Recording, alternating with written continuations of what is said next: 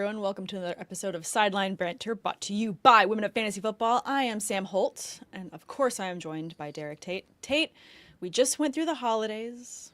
Hope everyone had a wonderful holiday. And now we get to talk about the playoffs. Playoffs? Playoffs? Cue that joke. And all of the news going around the league, because there is a lot to talk about. Right off the bat, we have to talk about this coaches' changes because there's so many of them. Yeah, no, and you mentioned the playoffs, and I figured you were teeing me up for the Jim Mora playoffs, soundbite, rant, invitation. I always preferred his diddly poo rant.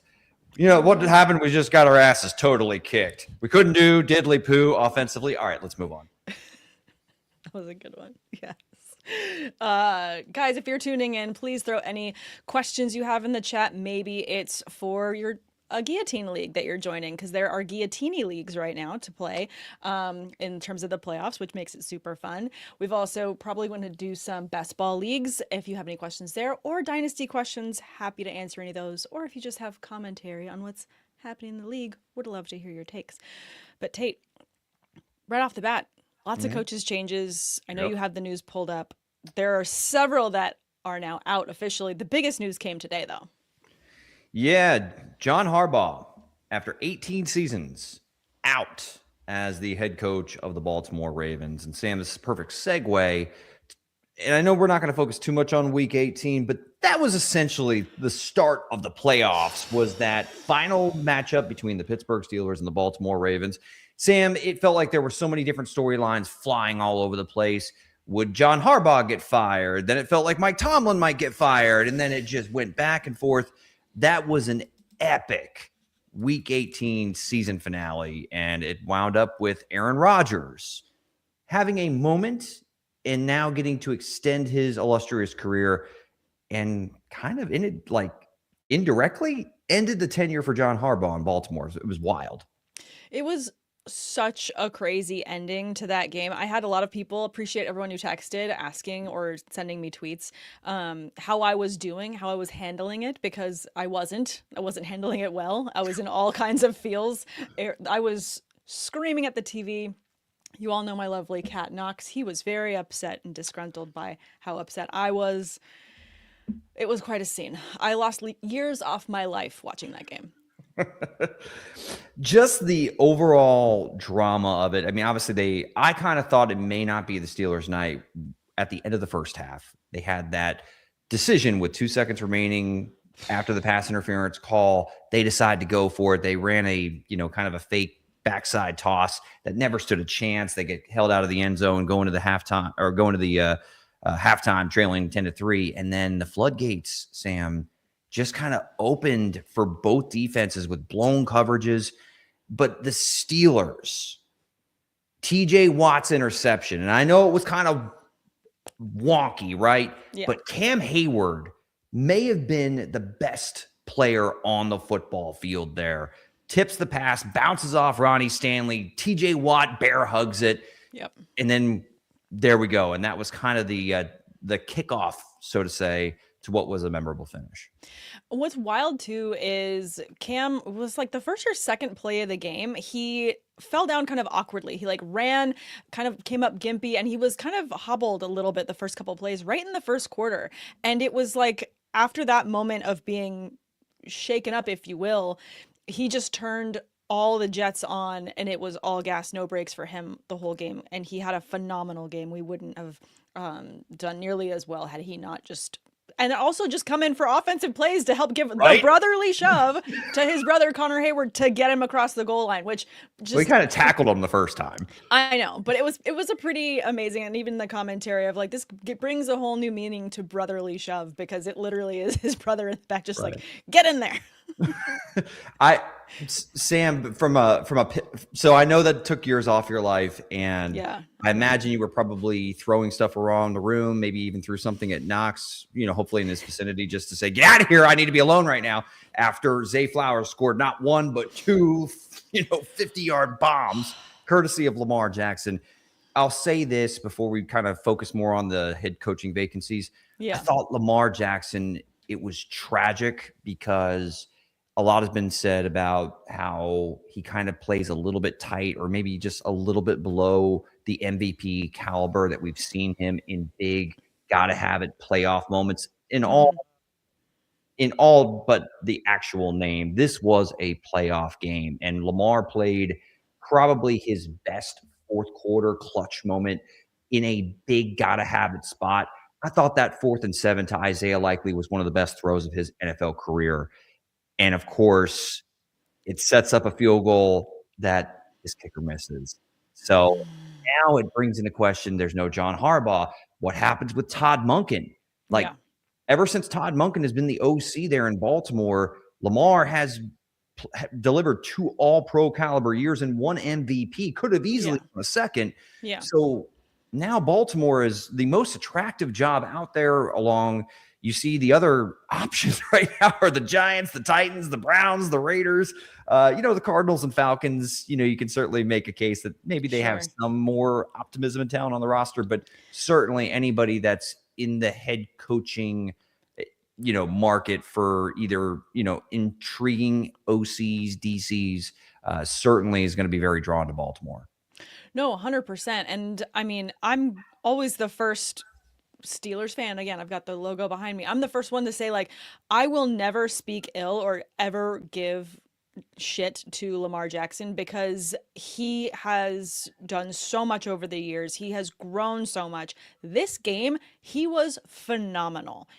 This game is not his fault at all. The things that did not work out well, you can find so many other things as to reasons why it didn't work out. Obviously, the kicker missing that field goal is huge, but there's plenty of other reasons why you say a team needs to, perform to not put themselves in the position where it takes a field goal to win. You want Right. to be up by a lot.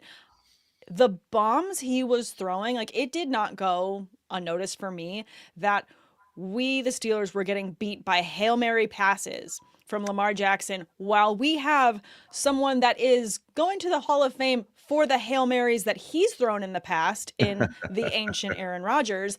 It was just brilliance watching him make these throws, these contested, well covered catches in some cases. Some were obviously wide open, and that was on us.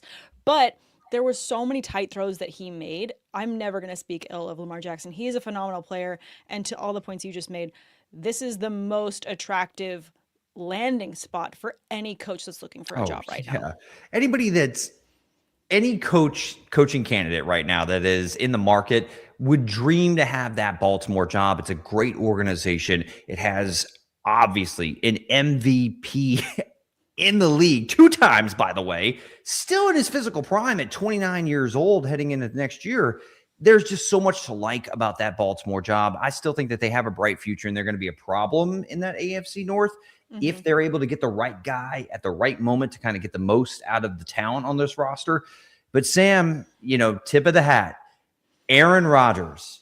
It's a beautiful day in the Pittsburgh neighborhood because what he did without DK Metcalf, with the likes of Calvin Austin and Scotty Miller and Marquez Valdez-Scantling in a gotta have it moment, you got to tip your hat because he made a handful of throws, including that one to Adam Thielen up the seam. That was beautiful. Chef's kiss, vintage Rodgers, and he delivered for you guys in a big moment. Yes, it took a little bit of luck because you guys had some, issues on the back end with some broken coverages, but just to say the least. But a very kind way to put it. Aaron responded. Aaron responded with a clean game, and that offensive line protected him. Oh yeah, absolutely, in a big way. And we're going to talk a little bit about the Pittsburgh matchup against the Houston Texans here in a little bit. But it was really nice to see Aaron Rodgers have at least, if this is it for him, at least he had one final signature moment. But who knows? Maybe he's got a few more left in the tank before it's all said and done.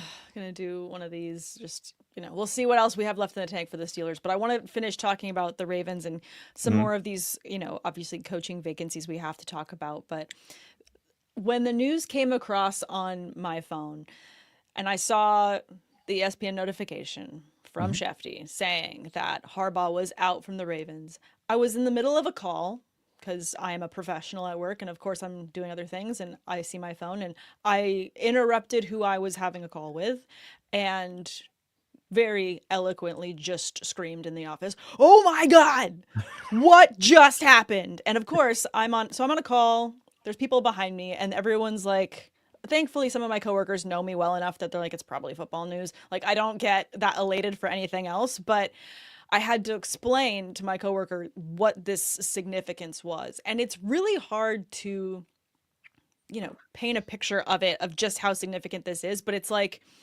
this is like one of those epic Hollywood breakups that you're like, I never saw them leaving each other. I never saw this happening. And yeah, for the Ravens to turn to Harbaugh and just say, we understand that there were injuries this season and this, that, and the other, but this was a playoff game you should have won. Bye? What? Well, is that it? Like, this is wild to me. yeah, Sam, I don't know if it's necessarily just this game, right? Because this whole season, and I understand there's been a lot that's happened. The defense was really banged up earlier in the year. And then when they started to get a little bit healthier, Lamar got hurt, and Lamar never really got healthy again. And this was a snake-bitten year. And even in this game, it felt like every 3 plays, a Raven went down and had to cut to commercial break because there were more injuries throughout this last game that happened. Kyle Hamilton was a big loss. Big loss. So I get it. It's just this team underachieved. And even when Lamar got back in the starting lineup and they needed to go on a run, it felt like there were kind of some games that they gave away. And there were some questionable coaching decisions, whether you want to blame it on Monken. But there was a game, I think it was, what was it, against the New England Patriots, if I recall correctly, that Derrick Henry's cooking, and they have a 2-score lead, and Henry doesn't touch the ball for the last 10 minutes of the game. And I'm not, maybe you can't blame that all on Harbaugh, but you kind of go, why the hell is Derrick Henry not getting the football with a overwhelmingly positive game script, and you guys have a lead that you need to protect? Like, yeah, that was also suspect in this last game as well, because kind of similarly, Derrick Henry got out with a very big run early to start the game. And it was one of those runs where I was like, well, that's going to be the game. And I just need to start, understanding that my season is over now. But then it got called back on penalty. And it just seemed like after that, there was such little trust given in the run game. And the Steelers were beating him, behind the line of scrimmage in ways that didn't make sense. So to your point, like, what were they drawing up after what would have worked had that penalty not been called? Could it have been a different game if they didn't have a flag there? Right. Would they have just continued to feed Henry, because a defense is going to get tired trying to defend against that? Well, even one final decision, Sam, that maybe, and I'm not, jumping to the conclusion that one decision is what, sealed Harbaugh's fate. But I will say that even after they completed that pass to Likely, Baltimore still had one timeout left. And they were down around the 24-yard line. It was going to be a 41-yard field goal. And instead of being aggressive, and you just saw Chris Boswell miss an extra point for the first time in, over, it feels like forever. Yes. And that a 40-yarder is not exactly a gimme for a rookie in that gotta-have-it situation in that stadium. But yet, instead of being aggressive and at the very least handing the ball to Derrick Henry and seeing if he, at least gets 3 or 5 or 7 yards closer, or possibly pops one, you decide to go ahead and run Lamar Jackson just to center the ball, and he loses 3 yards. Like, it's some of the stuff that maybe has been issues in the past. I feel as if they weren't in this situation with this talented of a roster and the expectations that they've had and failures to get it done, their seasons, Sam, have ended in heartbreaking fashion, it feels like, for the last 8 years. So I just think maybe the voice wasn't resonating anymore to kind of get the most out of this team. And I don't know who you bring in. In fact, this is a good question for you. That's the question. Who is the top prospect on the market right now that should go to Baltimore with this roster? Here's the thing. I think that because I live in the LA area, I'm a single gal, I'm going to draw this comparison. Okay. Stay with me. You know, I will get ghosted by sometimes by guys, and it's like, okay, that's fine. It's because, the dating apps are very gamified, and, you can just swipe and find something better. Sure. What better out there is there than Harbaugh right now? I think that the fact that the next notification that all of us got from Schefter was the fact that Coach Harbaugh's manager was getting nothing but messages from multiple teams and listed the number, and it was like, well, there's not that many vacancies, which means that there's teams that have a head coach that they're planning to part ways with, that they're like, we're moving on and we're going to go get Harbaugh. There isn't a name that jumps off the top of my head that is going to be better for this team than what Coach Harbaugh has been for them historically, because he has made really good decisions in the past with other games and all these other things. So to me, this isn't a plenty of fish in the sea situation. This is a puddle, and there's like some algae, and then there's some like demons in there. There's nothing better, and he's just standing outside like, really? You passed on this? Like, I don't get it. Sam, we've gone from dating apps to algae in the span of your analogy here, which is fascinating. The fish left in the sea are gross. Well, and by the way, I mean, you talked about, well, it's easy to swipe right and find somebody else. On this side of the table, not as much, but I digress. Regardless, this isn't about dating apps and my dating life. Anyway, I'm trying to continue your analogy. Let's go ahead and bring it back to who I think could be a good candidate. Sure, yeah. Who could be a good candidate for this? I'm just crashing out. It's fine. I'm going to say Brian Flores, the defensive coordinator for the Minnesota Vikings. Now, I know the rage is to go and get an offensive-minded guru, go find the next Liam Cohen or, Ben Johnson or something like that, right? Of course. But, if that pool just isn't there, or, maybe you think Kevin Stefanski's the guy. Okay. But the defensive culture there in Baltimore is always what has been kind of the heart and soul and identity, even while Harbaugh was there. So Brian Flores, I think you give him some of the talent on the back end that they have, and even in that front seven, but I think that they do need to add a pass rusher, but give me a guy that is a psychopath when it comes to dialing up fire zone blitzes and all kinds of schematic looks, because this team hasn't really been the same since they lost Mike McDonald on the defensive side of the ball, and look what he's doing over in Seattle. So it can work. It's just you got to have the right guy. And I think that Brian Flores had some success there in Miami. And then you kind of take a look at, you've already got the quarterback position figured out, because there was a little drama there with Brian Flores and Tua Tagovailoa. Don't have to worry about that there in Baltimore. Just go fix that defense. Find, if you want to keep or consider keeping Monken, or find another OC. Cliff Kingsbury just became available. There are some other options, but you got a lot of talent on offense. Get somebody in there to kind of right the ship on defense. I think Baltimore will be just fine. I think that's the right way to look at it, because, to your point, the offense is not the problem. I mean, you can say plus or minus, for fantasy purposes, who you're going to lean on at receiver and different things. But Lamar Jackson has proven that he is an amazing quarterback, not only rushing, but in the passing game as well. So this isn't necessarily the part that you need to fix. The injuries, you can't fix it going into a season, but you can maybe draw up some depth in different schemes that allow things to not be so structured around a single guy. Because to your point, when Hamilton went out this last game, you saw the drop off immensely. So what else can they do creatively to make other players much more valuable, or just find coverages so that when one person goes out, your defense isn't gone to shit? Well, Sam, when you lose a guy like Kyle Hamilton, I'm not going to say Kyle Hamilton's the best defensive player in the league, because that's Myles Garrett.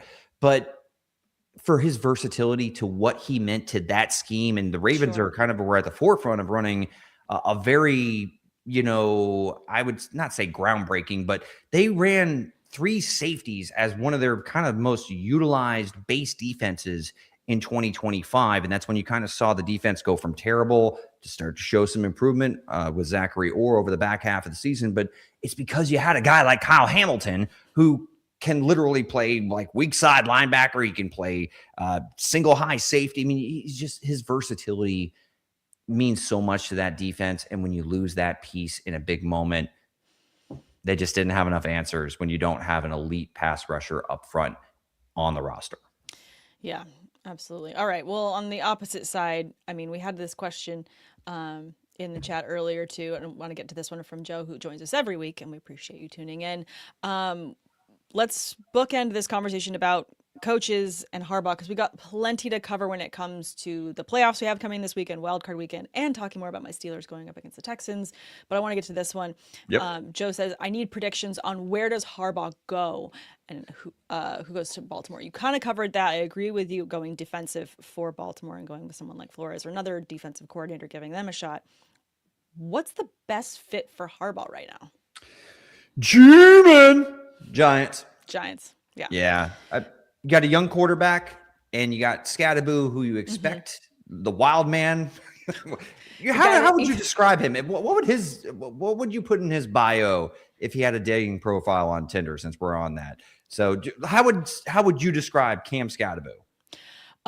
His profile would probably read something like, drywall is tasty and I like colors. I could hear sounds, or I could feel colors. I can feel colors, and I love football. Yeah. Damn it.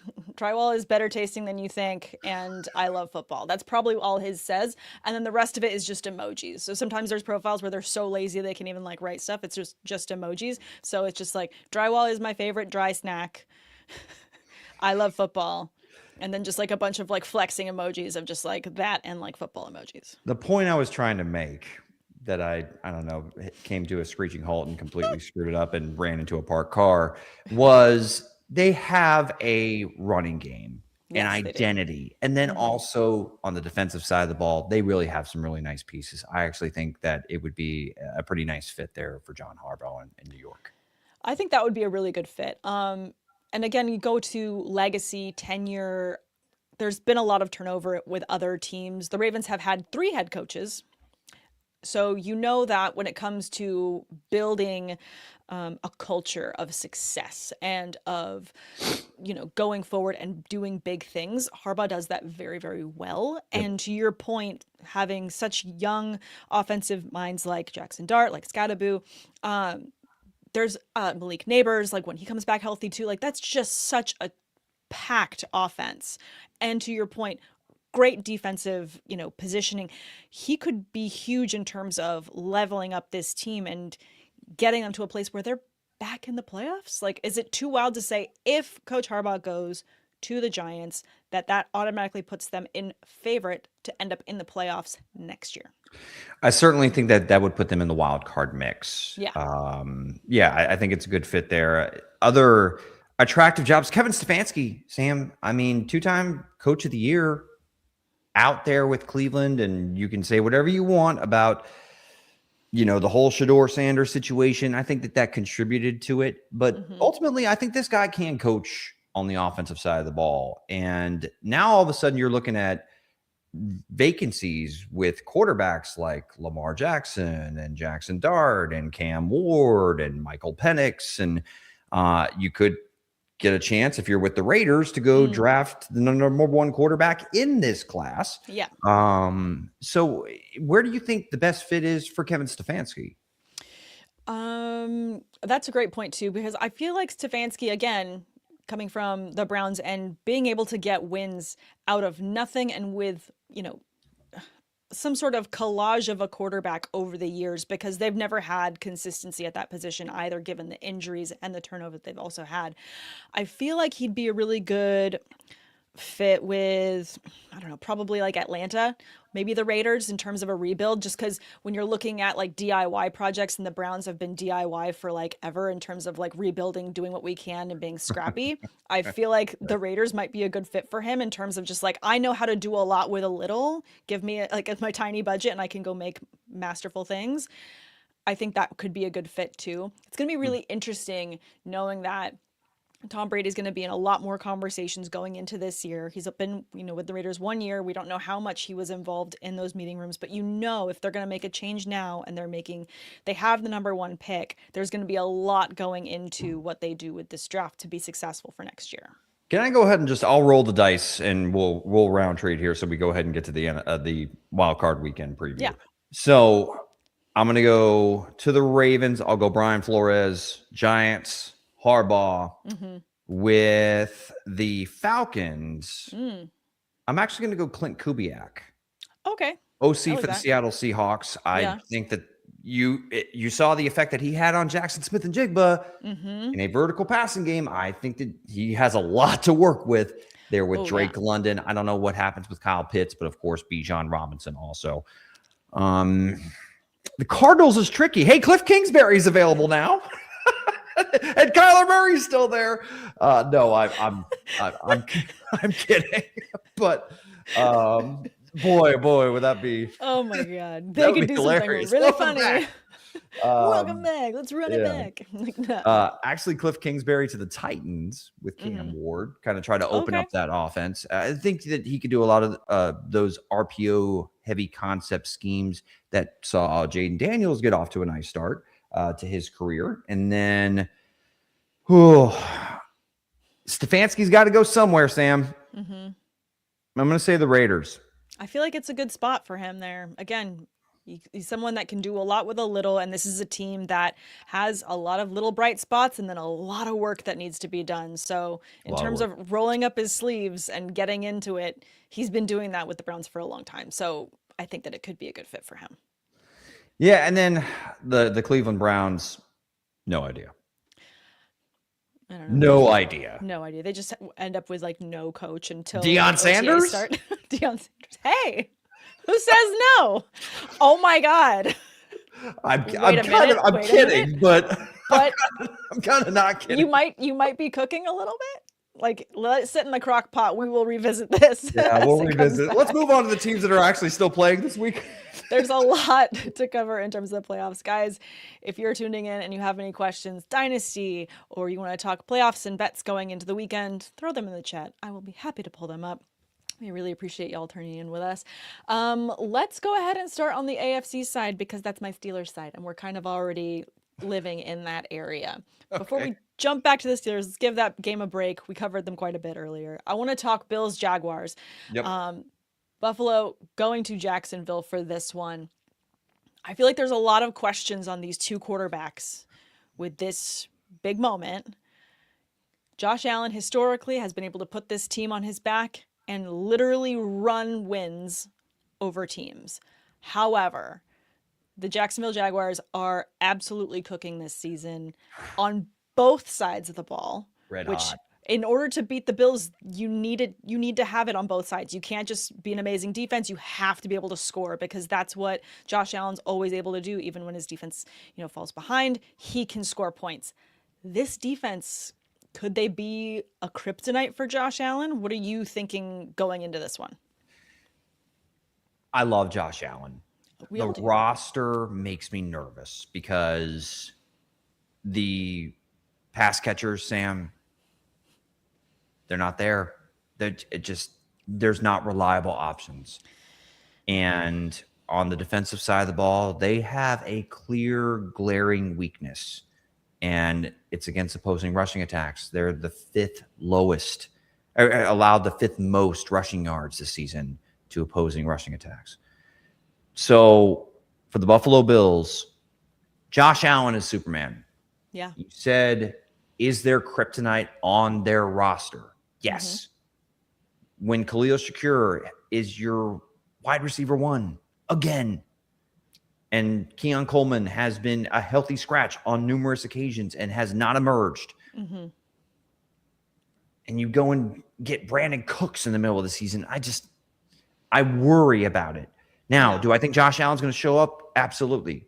But the problem is a lot of how the Bills have been able to win this year is with when James Cook is, no pun intended, cooking, like when he is rolling. But the Jags, no team in the NFL this year has allowed fewer rushing yards than the Jacksonville Jaguars. If they neutralize James Cook, Sam, I worry because this defense has generated 22 interceptions this year. It's one of the highest marks in the NFL. Josh Allen would press. Sometimes you get superhero Josh Allen, and sometimes you get the reckless version. Yeah. I see some pitfalls for Buffalo, and it scares me because Patrick Mahomes is not in the playoffs. Lamar Jackson's not in the playoffs. Joe It Burrow's should not in the be the playoffs. year. It should be the year. And All of the teams that have been the problem for him in the past are not there. but I hate this matchup for Buffalo. I hate it. At least it's in Jacksonville, so it's not going to be snowing. Well, I don't know if that hurts him. Actually, yeah, to be fair, maybe he plays better when he's snowing and playing and, making snow angels. I completely agree with all your points. The offense scares me as well in terms of who he has available. Unless this turns into just Josh Allen running all over the place, James Cook cooking, and him utilizing his tight ends, which he has been doing all season long. It's been a hands-up toss-up between Kincaid and for Dawson Knox as well. If that's something that he can do, but is that crutch big enough? Because by comparison, the Jags defense has been incredibly solid. And to what I said earlier, they're cooking on both sides of the ball as well. I mean, Travis Etienne having quietly a very, very good season. Yep. Jacoby Myers, when that trade happened, it kind of felt like adding it on at the end of a list of other trades, but it's been one of the better moves this offseason 100%. in terms of teams going out and making grabs for different players. I do feel like that was a huge piece. Brenton Strange also having an amazing season. Parker Washington. Trevor Lawrence himself has been mixing it up and doing incredibly well. So for me, I just feel like this offense has so much more to offer as well. Yeah. I mean, I don't know if we're making predictions at the end of every discussion about this. I'm calling the Jacksonville Jaguars. We didn't even mention Brian Thomas's name. Yeah. And Brian Thomas Jr. still has all kinds of talent, Sam. You know that. And Bishal Tootin can certainly contribute. This offense under Liam Cohen has finally hit its stride. Yeah, sure. It was bumpy in the beginning. They didn't know what to do with Travis Hunter. But like you mentioned, multiple guys have stepped up. The addition of Jacoby Myers has certainly stabilized the receiver room, and they now have definitive roles. So, Sam, I hate to say this. I'm going Jags over the Buffalo Bills. I'm going to go 31-28. Trevor Lawrence. I mean, it's going to be a fun one. Yeah. But I'm going Jags because I just think that they're the better overall football team. And a quarterback that's red hot, yes, he's going up against Superman, but sometimes Green Lantern, if Superman is dealing with kryptonite, is a weakened version of himself. I think that I think I lost Tate. We'll work on getting him back on the feed. But guys, thank you so much for tuning in. If you have more questions, please throw them into the chat. To kind of put another bookend on Tate talking about who's going to win between the Jags and the Bills, I do feel like the Jags have the edge here. So Tate shot his shot in terms of who he thought was going to win and said Jags. I'm going to also go Jags, and I'm going to go, I'm going to go higher because you guys know I love an upside and I love a big score. I'm going to go 34-31 on the Jags. Next team we were going to cover is the Chargers Patriots. That's also going to be a really huge matchup. For myself, I'm kind of leaning on the Patriots here. I know that the Chargers they just rested all of their players, so I'm a little bit nervous about them coming back in and feeling ready to go, as opposed to being, at home in New England. I do feel like the Patriots are going to be so much stronger. So for myself, I'm going to lean there with that one. I'm going to send a text to Tate and see if his internet pops back on. But in the meantime, I'm just going to scroll through some people joining the chat. Let's see, this one from Joe. Brown's new head coach is Sam Holt with new defensive coordinator Derek Tate. Joe, thank you so much. That is be hilarious. I don't know that I'm qualified. Would love to, though. It'd be a lot of fun. Let's see. I'm just going to send a quick text.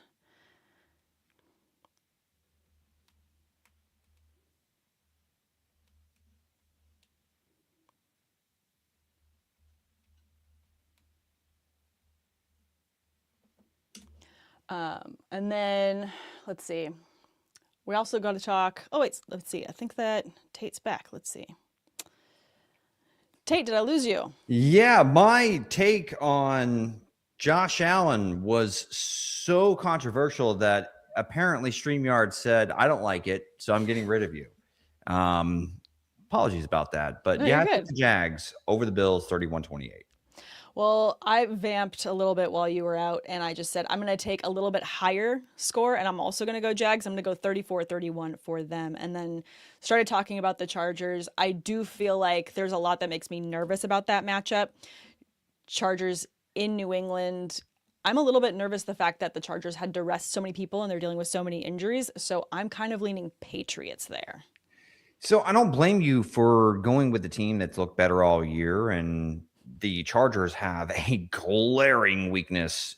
29, Sam, 29 different offensive line combinations this year with all of the injuries up front for the Los Angeles Chargers. But here's the thing, Sam, the Patriots defense, are they really equipped to punish that weakness on the Chargers roster? I mean, I feel like when you compare the seasons that they've had, there's been a lot of arguments as to who's had like easier seasons. I don't know that they've had the toughest schedule to be able to stand up to this. I do feel like they actually have it though. I think that Vrabel has a really balanced mindset in terms of how he runs this team. I feel like there's a lot they can do to stymie the Chargers because there's times where the Chargers kind of get in their own way as well. I agree with that. The Chargers are going to charge her. Chargers going to charge her on both sides. I'm sorry, Joe. He's mad in the chat. Why do you hate me? How could you go and I'm sorry. I do love Justin Herbert. I do love a lot about the Chargers, but I'm nervous. Hear my points out on this, though. The Patriots defense, I don't think that the way that their roster is built, while I like some of the inside interior defensive line talent that they have with Milton Williams and Christian Barmore, and I do think that they will present their own set of issues, they really don't have a dominant edge presence. And that kind of shows up with their pressure rate just being 20.3% on the year. That's bottom half in the league. They have just 35 sacks on the year, Sam. That's also bottom half of the league. I mean, you have Caleb on, Chason, Harold Landry, Christian Ellis occasionally. Like they don't have a ton of juice out on the edge. No. If you give Justin Herbert time, I think he can do damage against the secondary. I think that this could be turn into a little bit of a more competitive contest than some might think. And Sam, I'm going to ask you a question. How many top 10 scoring defenses has Drake Maye played in 2025? How many has he played? Yes. 1. 0. Okay. Figured that was the answer. It's not that he hasn't played some good defenses. Like he played Cleveland, at some point this year, and I think Cleveland has a good defense. And he got sacked 5 times in that game by Myles Garrett. I like Drake Maye. I think that he's got such a bright future. Justin Herbert, though, is also one of the best quarterbacks that he's faced all year, Sam. I mean, he played Josh Allen twice. Yes, he split with him. And then you also had a compromised Lamar Jackson. Who else has Sam Darnold play? I mean, excuse me, not Sam Darnold. Drake Maye played. I mean, Baker Mayfield. And that was a close game, but it was more so like they relied on multiple explosive runs from Travion Henderson. Again, New England can win this game. I'm actually going to go Chargers. I'm going to go Chargers 27-23 over the New England Patriots. I think that Chargers defense is being a little bit overlooked. And speaking of Harbaughs that can coach, Jim Harbaugh's a pretty damn good coach too. I know Mike Vrabel's awesome, but Jim Harbaugh's pretty damn good himself. I'm going to say that Justin Herbert finally gets over the hump and gets his first playoff win. And Drake Maye, while he's had a great year and he can build off of this moving forward, I think it's just a bad matchup for the New England Patriots. Okay, so what's your score prediction for that one then? 27-23. 27-23. Okay. Charges. Charges. Go Charges, go. I'm going to go a little lower. I'm totally prices writing you on all of your scores by just like going like a tick lower or a tick higher because I understand how this game is played. I'm going to actually still go with the Patriots, but I'm going to go 23-21. Ooh, okay. Just I feel like there's going to be a decent amount of back and forth. I feel like it's going to be a lot tighter of a game. And I think Drake Maye is going to have a great game. I think that I'm going to call my shot here a little bit matchup wise. Christian Gonzalez is awesome, right? Carlton Davis is a nice corner. What's Marcus Jones going to do against Ladd McConkey? Like, I think that that's a matchup that if New England can't get pressure with their front four, can they hold up on the back end? Because Los Angeles does have a lot of nice pass catchers if they're given time to be able to get down the football field. So I think that that's where the matchup I'm going to be watching the most. All right. I think that's fair. All right. Let's talk about my Steelers and my Texans. This is going to be fun because it's Monday Night Football. I love that we get a little bit of a break because my heart needs a little bit of a break after this weekend's game. We talked a ton about the Steelers to begin this episode. I want to give time and the flowers to the Texans, who've also had an amazing season, and their defense is cooking. I mean, DeMeco Ryans is an amazing coach. Talk about amazing coaches. He's had another amazing season. I'm very nervous. The only positive besides the fact that we get DK back is that the Steelers are at home. These are all positives going into our column because that crowd can shake the stadium in a really positive way for the Steelers. And also, did you catch this little bit of news before the Steelers game that there was a priest that was blessing the field before the Steelers game and he threw holy water on the end zone that the Ravens kicker missed? Yes, I did. And I saw some AI recreations of that exact moment. Yeah, it was pretty amazing. Absolute gold, yes. So we're going to need that priest to come back on Sunday or on Monday. Send him to Houston. Yeah, and maybe not just him. Maybe we get other people out there and we get some sage going. We just kind of do every little thing we need to make that field ready. But I'm nervous, and I feel like I know you, and I feel like you're going to tell me all the reasons why I should be nervous about this matchup. Yeah, all the blessings, you're going to need all of them against this Texans defense. This Texans defense is a problem. And if you guys couldn't create separation against the Baltimore Ravens, good luck against this secondary. Now, on the flip side, though, the reason why I think this is going to be a close game, Sam, I don't think that this is going to be a blowout or anything of that nature because I actually think that the Steelers defense matches up well with the Houston offense. Like, fair. I think this is just going to be a low-scoring contest. And if that's the case, I actually think the Steelers have a puncher's chance with Rodgers trying to play a clean game, get the ball quickly out of his hands. This offensive line for the Steelers, Sam, did a great job against the Baltimore Ravens, but this is a different animal altogether with Will Anderson and Danielle Hunter. Like, it's just different. Like, they're hunting. No, they're a problem. They're absolutely a problem, which is when we go to make our pick in terms of scores here, my score is going to be for the Steelers divisible by 3 because I know that Boswell is going to end up having several kicks in this game. Right. I definitely know that's going to happen. So we'll get to that in a second. But I agree with you. I'm very nervous about this defense. I mean, DeMeco Ryans is an incredible defensive mind himself, and he's going to be drawing up things and working with his team to get them very over-prepared for us and what we're going to be doing. Yes, we have DK back. We saw Rodgers was able to get a win without him. We need every single able-bodied man on that field in order to be available for Rodgers because, yes, our line did a great job of giving him time. He's going to need every second he can get because they're going to be coming after him. So while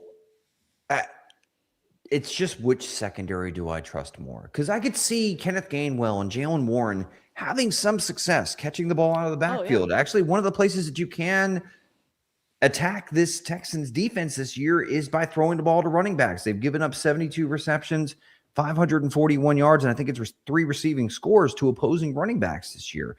So it's, granted, that's not astronomical, but when you have an all-time great defense, the way that they're playing right now, that may be the one place that you can have some sustained success. I just don't know if the offensive line is going to be able to hold up the entire game. And I think that the Steelers last week proved that their issues on the back end aren't completely healed.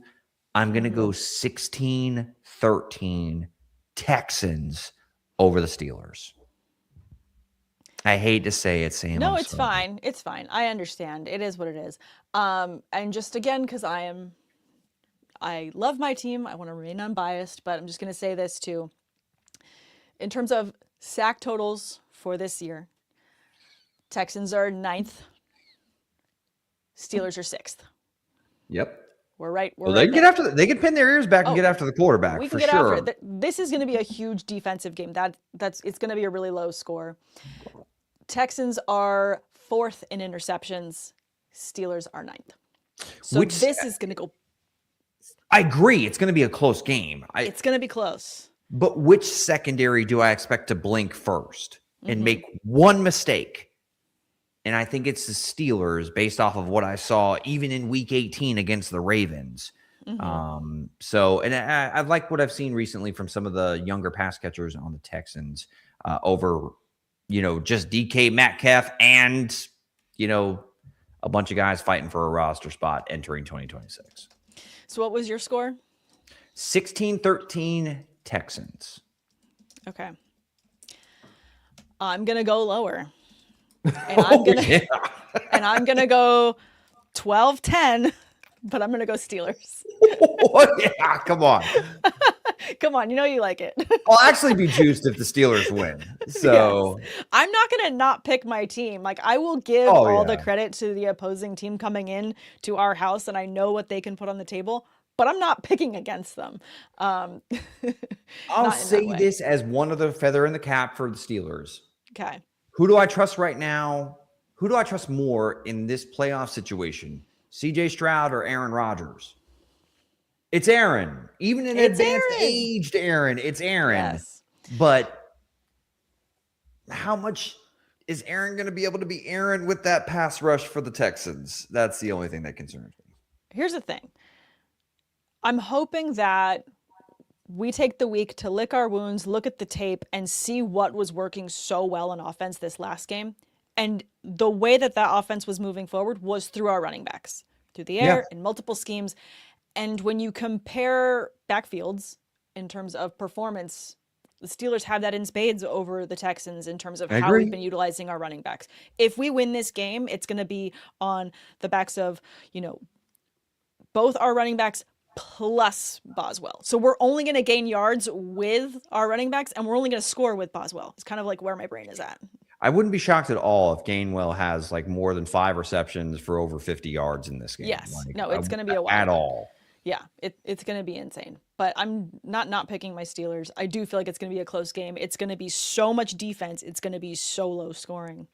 But I feel like we could do it because, to your point of who's been there before, who's ready, who's got a cool head, Rodgers. Yeah, he can definitely do it. All right, let's pivot and talk about the NFC. 3 more games to cover here. We've got Rams at Panthers going into it, which, of course, this time last year, if I told myself that I was going to be questioning whether or not the Rams could get a win over the Panthers, I would be like, who are you and what multiverse have we slipped into? But I do actually feel like the Panthers are going to make a run for their money because the Panthers did get the best of the Rams in Week 12. I know. We've seen this before. I've read this book. I've seen this chapter. The question is, can they do it again? My answer without being too salty about how the Tampa Bay Buccaneers season ended prematurely, and it was because they lost to the Carolina Panthers in Week 16. And I'm not going to go on too much of a rant, but hey, fire Todd Bowles anyway. So the Rams, right? They've scored 207 more points than the Carolina Panthers in the 2025 NFL season. I get Carolina won at home against the Rams. I understand. And good for Carolina. I'm actually happy for Dave Canales. No, I'm not. And You're not. Bryce Young you can't too. Even fake that. You're not happy. I'm lying. You're lying to your teeth. Good luck. And not to mention too, like, rub the salt in the wounds. Like, I was watching the game, my oldest next to me, and she sees the two logos, and that's how she picks all the NFL games. I do it every week. I have them pick the games, and they always pick the logos with the kitties on them. So sure. I'm like, hey, go Bucks. And she's like, no, go Panthers. And I'm like, no. And I'm like, no. You can cheer for the Jaguar, kitty, but not the Panthers. And she's like, go Panthers. And I'm like, oh, God. As soon as you tell a child no, they're going to want to do that thing. No, I know. Yeah. Well, she got her wish. Go Panthers. So, if it's her blessing, then they win this week. But no, give me the Rams. I'm going to go no way. Like, no way. I think that there's a 99.9% chance that the Rams are going to handle business. I heard some noise about how once upon a time the Seattle Seahawks at 7-9 upset Drew Brees and the New Orleans Saints when the Seahawks backed their way into the NFL playoffs as well once upon a time. But I think that the Rams have too much talent on both sides of the ball. They have a Super Bowl winning head coach, Super Bowl winning Hall of Fame quarterback, MVP quarterback probably too. Yeah. And I just don't think they have any answers for Puka Nacua. So give me the Rams 38-13. Ooh. Yeah. Really big deficit there. Yep. 38-13. The one blowout of the weekend. I think that's fair. I do feel like, as much as that game they got, McVay is not one that you like. This is not a fool me once, fool me twice. He is a fool me once, and it's never happening again. So there is zero chance he's going to let them walk away with a win over him. I agree. I feel like the Rams also offensively just have so much more, on deck and ready. They've had to win without Devontae Adams for so many weeks, and they've been able to utilize multiple pass catchers there. They've made every single tight end a factor in every game that they've had. When they haven't had Adams, they've been leaning on him. Plus, they have Puka Nacua. They've also been saving their running backs and being able to use Corum in different situations. But now you're going to just have the full offense. This is what we've been resting different guys for.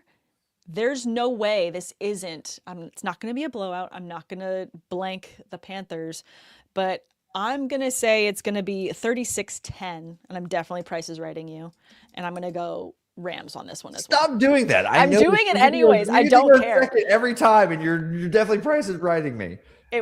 This is how you play to win the game. Damn it.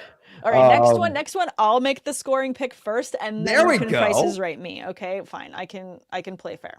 All right, we got another fun grudge match rivalry between the Packers and the Bears, and this is another one where I do feel like this is going to be who is the better coach, given the pieces that they have, because there's a lot Ben Johnson has to prove with this playoff berth for the Bears, and I am nervous for the Packers because they've also had so many injuries on offense. Jordan Love doesn't always have it. And I feel like Ben Johnson could just win. I don't want to say winning on vibes, but the energy that the Bears have coming into this playoff situation, right? It's so hard to put a stop to that. So for me, I'm right out the gate. I'm leaning Bears with this one. Oh, Sam. We may be on opposite sides of this one. You didn't even tell me the score. I Anyway. didn't yet. No, I wanted to say I'm leaning Bears. You can say you're leaning Packers, and then I will tell you my score, and then you can say yours. Okay, fair enough. We will go back and forth. It's called sharing. So this would be the most Chicago thing that Bears fans have to endure is to finally have an offense you can believe in. Yeah. And you run into those pesky Green Bay Packers that have had your number for the better part of two decades, 3 decades, really. Sam, I have major concerns about the Chicago Bears defense. Okay. I just do. I mean, they got lit up by Brock Purdy a couple weeks ago. And I know the Packers have completely, gone in reverse, but somehow still landed in a parking spot that lands in the playoffs in the NFC. They lost all the momentum when they lost Michael Parsons. Yeah. But Ben Johnson also gave a little bit of bulletin board material to the Green Bay Packers by saying, hey, I want to, beat Matt LaFleur twice every season. Oh my God. Yes. I get it. I understand what he's saying, but that's easier said than done. And Matt LaFleur is a damn good coach. And I've seen Jordan Love play pretty good against this Chicago Bears defense, which I think is vulnerable so far this year. I think that you feel good about Caleb Williams, but this is also his first playoff game. Yeah. A lot of young players that are in this situation for the very first time. They are at home, and that's going to be a raucous crowd. I get it. But I'm going to go Green Bay Packers. A slightly more playoff experienced team that have been there the past 2 years over a team that's there for the very first time. And I also, Sam, I didn't like how the Packers finished the season, oddly enough, with kind of a dud in week 18. This team has a ton of potential. I just don't know if I trust Caleb Williams to execute in this situation when all the chips are on the table. And I'm going to go with Jeff Hatley. I'm going to go with Matt LaFleur and Jordan Love, who is a very hot and cold quarterback himself. But I did see him earlier this year throw 3 touchdown passes against the Chicago Bears defense that still doesn't feel quite right, even with Jalen Johnson back in the mix. Fine and fair. I'm still going to stay Bears, and I'm going to give you my score before you give me your Packers score. Okay. And it's going to hinge on this. Number 1 team in interceptions. Mm-hmm. Chicago Bears. Okay. I feel like this Bears defense is going to be a problem for Jordan Love trying to get his pass catchers available. I feel like they're going to frustrate him, and I do feel like based on that little bit of frustration, the offense is going to be able to come back out on the field for the Bears and be able to get some fun, very Ben Johnson-esque creative plays done just to keep the good times rolling. Okay. And I feel like the energy that this defense, when they get a pick, what it does to the rest of the team is going to be, that Space Jam, Michael Jordan's secret stuff going into every quarter that's going to keep them going and keep them in it. So for me, I'm going to say Bears, and I'm going to give you my score. I think it's still going to be close, but I do feel like I see Bears 24, and I'm going to go Packers 17. Okay. Sam, the one thing I'll say for the Bears that made it a little bit tricky for me to call this game in favor of the Packers, I really like what I've seen in the expanded roles of Colson Loveland and Luther Burden. Like the two rookies have kind of started to find their footing a little bit with Rome Odunze on the shelf. That part and their running game. They've been consistently a better running team this year than the Green Bay Packers. I understand. I'm going to still stick with the pack, though. Stick with the pack. And I don't think it's going to be pretty. I think it's going to be 20-16. Okay. Packers. All right. I think Sorry, that's Chicago. fair. I used to live in Chicago. They're going to hate me. It's so weird that you're just so out on it, but it's fine. All Traitor. Traitor. Tater the traitor? Tater the traitor. Could get that trending. Last game to cover, Niners in Philadelphia against the Eagles. Oh, this one has so much on both sides of the ball. I feel like the Niners are one of those teams that they've had so many very significant struggles this season, and it's like, but somehow they're still in it. And again, another team rolling off of vibes, rolling off of wins. They did just lose, obviously, to the Seahawks this past weekend, but it wasn't for not a lack of their trying and all of their efforts on multiple sides. The defense was solid. I feel like the offense, you can't count out Christian McCaffrey, so I feel like there's a lot riding high there. The Eagles haven't had the best season in terms of scraping together what they did coming off of their win last year. And it really hasn't looked like the same team necessarily. It feels like things have been shaken up. The playbook looks different. Players aren't getting used the way they should. Barkley's not getting used the way he should. A.J. Brown only recently has been getting the ball the way he should, but it's not been balanced. So I feel like there's a lot more question marks for the Eagles for me. I don't know who I'm going to pick yet, though, and I kind of hope that we can. I know I'm hyping all this up for the Niners because they're coming off of so much, but the Eagles are still the Eagles, and they did just win the Super Bowl last year. So can they do it again at home? So once upon a time, Sam, the first Brock Purdy run was cut short because of, what was it, a torn UCL, I think it was, in the NFC Championship game against these Philadelphia Eagles. A little bit of unfinished business for San Francisco. So, Sam, where I'm going to preface this, right, is that I know that Brock Purdy had a rough game against Seattle Seahawks. I know that he's a bit of a gunslinger and can put the ball in harm's way, which is a variable that's very dangerous against a good defense.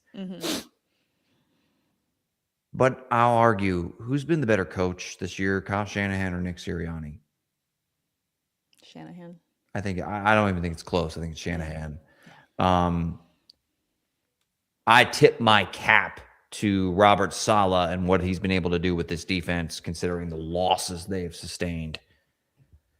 I just trust the 49ers a little bit more than the Eagles. The Eagles are more talented. They are. They're at home. They're defending Super Bowl champions. But, Sam, I do not trust them. No I don't. trust. I am going to go with the San Francisco 49ers. I believe in Kyle Shanahan. He's going to have a game plan for this Vic Fangio Philadelphia defense. They're very good, but they're not. I don't think they're Texans good. I don't think that they're completely invulnerable. I expect a nice game from some of the pass catchers. I know they sat Pearsall in week 18. I expect the 49ers to generate some explosive plays. And I just don't freaking trust the Philadelphia Eagles offense and Patullo calling the plays. And this team has been a hot mess on the offensive side of the football. They should run the 49ers, considering the Niners don't have a pass rush that's consistent. I think they're dead last in the league in sacks. They should be able to run the ball. The Niners lost Fred Warner's backup in Tatum Bethune. And I still don't trust the Philadelphia Eagles. Give me San Francisco, 24-23 on the road, and Brock Purdy avenges one of the, I guess, ghosts in his closet from his postseason pass with unfinished business against Philadelphia from, I think it was the 2023 NFL postseason. Yeah. Man, this is. Excuse me, it was 2022 NFL postseason while you're thinking. Okay. Well, I'm glad you corrected yourself because I was definitely going to remember that later. No, I wasn't. Man, I really wanted to pick the Eagles going into this because they're at home. And I do feel like I've called a couple games here so far where not just going with the home team, going with, some people coming in and stealing one away. And I do feel like The Link is a very difficult place to win. But I just feel like there's something this Niners team has going for them right now in terms of just things clicking at the right time with where we're sitting in this season. And I feel like the Niners have a lot more at stake in terms of moving this franchise forward. And I think when that goes into it, this is like, you can't just say, like, happy players play better, but there is something in the locker room right now for San Francisco where there is an energy of the Super Bowl is in San Francisco. There is a lot for them to want to play for in order to get some games at home, to win one for the team, to have some redemption for another level. So I'm also going to go Niners here, but I feel like it's going to be hard fought, and I feel like they can also get in their own way. So I'm going to go with a little bit of a higher score here. I'm going to go San Francisco. I'll go 29, and I'm going to go Eagles 21. I feel like they put themselves in a situation where they have to get a 2-point conversion in order to do a tie, and they can't get it done. Or like some level of different things that's going to create a deficit that's more than what they can actually get done. And I think that the final play actually ends up being a pick. Ooh, okay. I'm For the Niners hoping you're correct. Yeah. I think it's going to be a good game. The reason why I'm going a little bit lower scoring is because the Philadelphia defense is good, and I don't trust the Philadelphia defense to exploit the injuries on the San Francisco offense consistently. So, but I mean, it could turn into that because we saw the Chicago Bears like in a 41-38 shootout. So certainly it could turn into a very high scoring affair if both offenses get going. I like that. All right, Tate, we've gone over an hour. So how quickly can you give our lovely listeners and viewers who have stuck with us this long? We've got a lot of people joining us actually now. Thank you guys so much for hanging out. I don't know if you just hang out for Tate's petty parlays, but they're one of my favorite things that we do on Sideline Banter. Tate, these are bets that have a little bit something extra, a little bit more grit. There's a petty part of them. That just because we've talked about vibes a lot and there's a lot going into this wildcard weekend, I'm hoping you've got some really fun ones for us. Yeah. Well, kids, it's time for the Tater Parlay of the Day. Count them with me. 1, 2, 3-leg parlay. Maybe it may be 4, but for wildcard weekend, we'll get a little bit wild and spicy with it, Sam. All right. So originally we were talking about, so now I kind of feel like I've already shown my hand, right? Because I've already picked some of, like, gave a score and picked my winner and stuff like that. So yeah, but I've still got a little something for you all. I'll be quick. Please. The New England Patriots and the Los Angeles Chargers are playing. And once upon a time, Drake Maye apparently said, quote, earlier this week, "I don't know if I've met Justin. I know him through people and heard great things. And obviously I love his game, love the way he throws the football. I have a lot of respect for Justin, blah, blah, blah." Problem is, though, Drake, that you did play him in week 17 last year and met him at midfield. So you have that. And maybe Justin Herbert, maybe just takes a little bit of, well, let me go ahead and remind you of exactly who I am. Mm-hmm. Because like I mentioned, the New England Patriots, the Los Angeles Chargers being able to topple and upset the Patriots on the road, I think it's a big day. The way it happens is through Justin Herbert and his arm. Give me 3 passing touchdowns. He accounts for 21 of the Chargers' 27 points with his arm alone. Sam, give me 3 touchdown passes for Justin Herbert and his first ever playoff win. I like that. I mean, as much as I obviously picked the Patriots to win this one, I mean, if the Chargers are going to have anything to do with it in terms of walking away with this, it's going to be with Herbert's arm and his good hand, not his bad hand. Yep. Go Chargers, go. On to Jacksonville. That's not a question. That's not a segue that I thought I'd be saying in Wild Card Weekend, but here we are. None of us did. None of us thought we'd say that. So, Sam, who is the quarterback that probably still sits on the throne with the title best quarterback in the league right now? Josh Allen. Well, I meant Patrick Mahomes, but I mean, that's a good answer. Well, he's not in the playoffs, so he's not on the throne anymore. So that's correct. So we have 2 quarterbacks now, Josh Allen and Trevor Lawrence, probably vying, right, for that Yes. Pining for it. Next man up, trying to take the mantle while it's vacant with Patrick Mahomes on the shelf, right? So I think we're going to get games and performances from both Josh Allen and Trevor Lawrence. Now, you can either pick one or you can make it a 4-leg parlay and go both, because I'm going to go a bit aggressive here because both of these quarterbacks are dual threat guys. In particular, Trevor Lawrence is having a great year with his legs. Yep. Certainly not afraid of tucking that sucker down and running when need be. I think this has the potential to be a high-scoring game, Sam. So I'm going to go Josh Allen and Trevor Lawrence, both trying to will their teams into the divisional round and really knock off arguably the two best quarterbacks going head-to-head in the AFC conference in this postseason bracket in the AFC. Both have one passing touchdown and one rushing touchdown. I think both quarterbacks show up in a big way in this contest.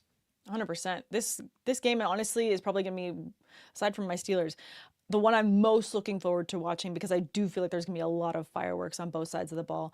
We said it earlier, if the Bills have any chance, it's going to be with Josh Allen's legs, as well as he's going to have a couple passes in there too, likely to one of his tight ends. And Trevor Lawrence has been so consistent all year long. I agree. I think this is a great parlay too. One rushing and one passing for both quarterbacks. I'm down. On to Philadelphia.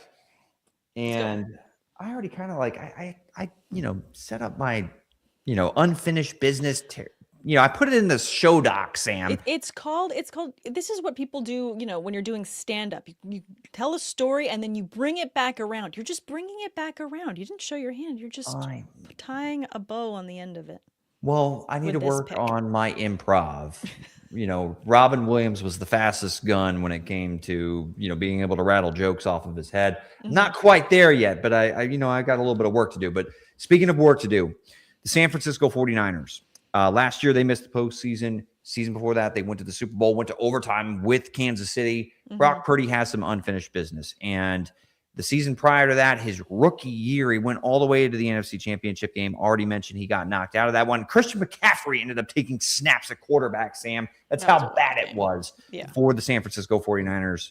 And I believe that Brock Purdy is going to show up in a big way with this one. Now, you mentioned, you think this is going to end on an interception for the 49ers defense.